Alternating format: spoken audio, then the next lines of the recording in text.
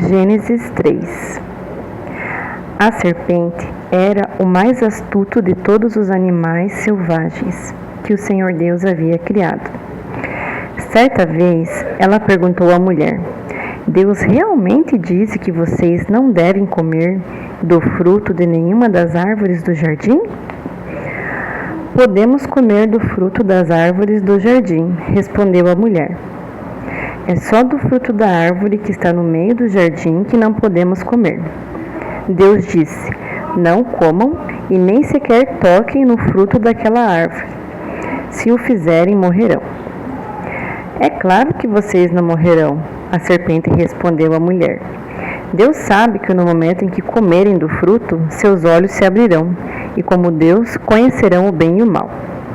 A mulher viu que a árvore era linda e que seu fruto parecia delicioso, e desejou a sabedoria que ele lhe daria. Assim, tomou do fruto e o comeu. Depois, deu ao marido que estava com ela, e ele também comeu. Naquele momento, seus olhos se abriram, e eles perceberam que estavam nus. Por isso, costuraram folhas de figueira umas às outras para se cobrirem. Quando soprava a brisa do entardecer, o homem e sua mulher ouviram o Senhor Deus caminhando pelo jardim, e se esconderam dele entre as árvores. Então o Senhor Deus chamou o homem e perguntou: onde você está? Ele respondeu: ouvi que estavas andando pelo jardim e me escondi. Tive medo, pois eu estava nu. Quem disse que você estava nu? Perguntou Deus. Você comeu do fruto da árvore que eu lhe ordenei que não comesse? O homem respondeu: foi a mulher que me deste. Ela me ofereceu do fruto e eu comi. Então o Senhor Deus perguntou à mulher: o que foi que você fez? A serpente me enganou, respondeu a mulher. Foi por isso que comi do fruto. Então o Senhor Deus disse à serpente: uma vez que fez isso, maldita é você entre todos os animais domésticos e selvagens. Você se arrastará sobre o próprio ventre, rastejará no pó enquanto viver. Farei que haja inimizade entre você e a mulher, e entre a sua descendência e o descendente dela. Ele lhe ferirá a cabeça e você lhe ferirá o calcanhar.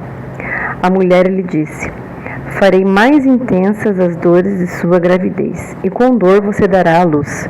Seu desejo será para o seu marido, e ele a dominará. E ao homem ele disse: uma vez que você deu ouvidos à sua mulher e comeu da árvore cujo fruto ordenei que não comesse, maldita é a terra por sua causa. Por toda a vida terá muito trabalho para tirar da terra teu sustento. Ela produzirá espinhos e ervas daninhas, mas você comerá de seus frutos e grãos. Com o suor do rosto você obterá alimento, até que volte à terra da qual foi formado, pois você foi feito do pó e ao pó voltará. O homem, Adão, deu à sua mulher o nome de Eva, pois ela seria a mãe de toda a humanidade. E o Senhor Deus fez roupas de peles de animais para Adão e sua mulher. Então o Senhor Deus disse: vejam agora os seres humanos se tornaram semelhantes a nós, pois conhecem o bem e o mal. Se eles tomarem do fruto da árvore da vida e dele comerem, viverão para sempre. Para impedir que isso acontecesse, o Senhor Deus os expulsou do jardim do Éden, e Adão passou a cultivar a terra da qual tinha sido formado. Depois de expulsá-los, colocou querubins a leste do jardim do Éden e uma espada flamejante que se movia de um lado para o outro, a fim de guardar o caminho até a árvore da vida.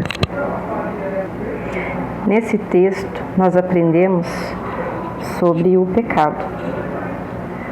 O pecado é uma coisa muito séria na nossa vida e a gente precisa estar atento, porque é tudo muito sutil. Satanás, ele é muito sutil.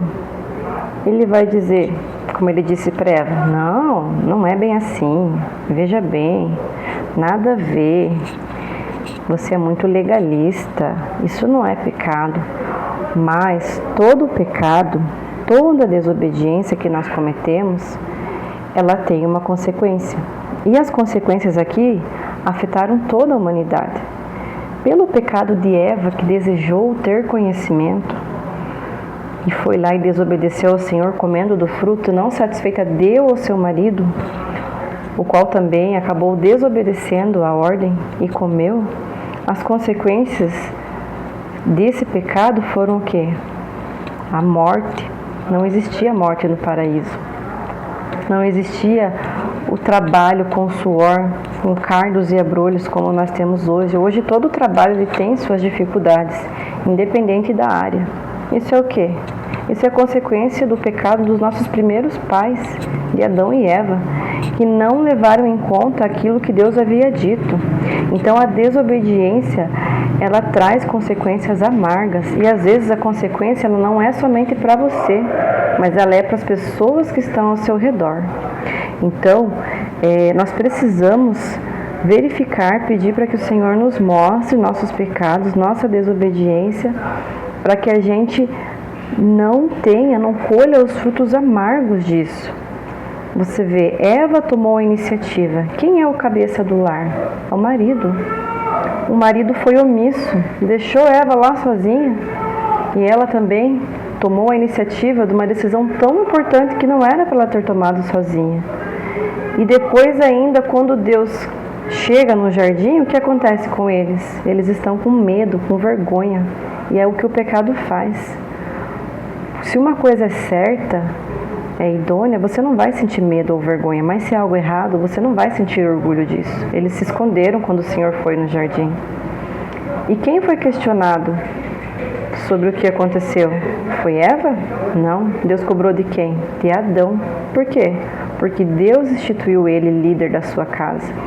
Deus vai cobrar de você, homem, a liderança da sua família. Você é o responsável pela saúde emocional, espiritual. Você é o responsável em prover a sua família, não é a mulher, embora isso tenha se tornado comum hoje, né? O casal trabalhar, eu trabalho, meu esposo trabalha, mas biblicamente a função de prover, de proteger continua sendo do homem.